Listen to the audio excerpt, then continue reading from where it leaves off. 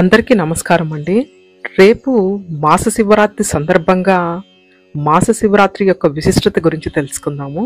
శివుని జన్మ తిథిని అనుసరించి ప్రతి నెల జరుపుకునేదే మాస శివరాత్రి.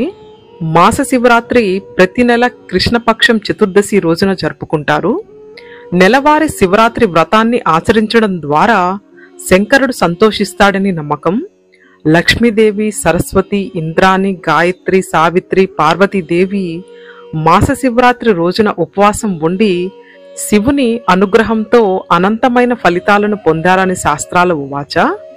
భవిష్య పురాణం ప్రకారం మాస శివరాత్రి తిథి చాలా ప్రత్యేకమైనది. ఎందుకంటే మాస శివరాత్రి ప్రతి నెల కృష్ణపక్షం చతుర్దశి తేదీన వస్తుంది. ఈ తిథికి అధిపతి శివుడు. ఈ రోజున శివుని పూజతో శివపార్వతులను పూజిస్తారు. సుఖ సంతోషాలు ఉండాలని కోరుతూ ఉపవాసం చేస్తారు. ఈ రోజున శివలింగానికి పూజలు సమర్పించి శివ మంత్రాలను పఠించడం చాలా విశేషకరమైనదిగా చెబుతారు. ఈ రోజున పరమశివుణ్ణి పూజించి పూర్ణ క్రతువులతో ఉపవాసం ఉంటే ఈ వ్రత ప్రభావం వలన కామం, క్రోధం, దురాశ, అనుబంధం మొదలైన బంధాల నుంచి విముక్తి పొందుతారని, మోక్షం ప్రాప్తిస్తుందని చెబుతారు. ఈ మాస శివరాత్రి వ్రతం ఏ విధంగా ఆచరించాలి అనే విషయం గురించి తెలుసుకుందాము.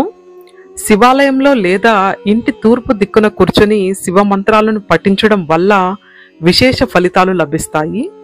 నెలవారీ శివరాత్రి పూజ తర్వాత బ్రాహ్మణులకు అన్న సమర్పణ చేస్తే చాలా మంచిది. ఎవరైతే మాస శివరాత్రి వ్రతాన్ని సంపూర్ణ భక్తితో ఆచరిస్తారో అతని తల్లిదండ్రులు చేసిన పాపాలన్నీ నశిస్తాయని, అదే సమయంలో కష్టాలు తొలగిపోతాయని, జీవితంలో అన్ని ఆనందాలు పొందుతారని ప్రగాఢ విశ్వాసం. ఈ మాస శివరాత్రి వ్రత మహిమతో మనిషి దీర్ఘాయువు, ఐశ్వర్యం, ఆరోగ్యం, సంతానం మొదలైనవి పొందుతారని, ఈ వ్రతాన్ని ఆచరించిన వారి కోరికలన్నీ నెరవేరుతాయని నమ్ముతారు.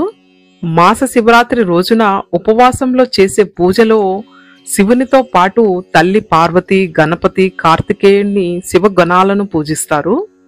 శివుని ఆరాధనలో పరమశివుణ్ణి ప్రతిష్ఠించి పాలు, పెరుగు, తేనె, నీరు, పంచదార, గంగాజలం, చెరుకు రసం మొదలైన వాటితో అభిషేకం చేస్తారు.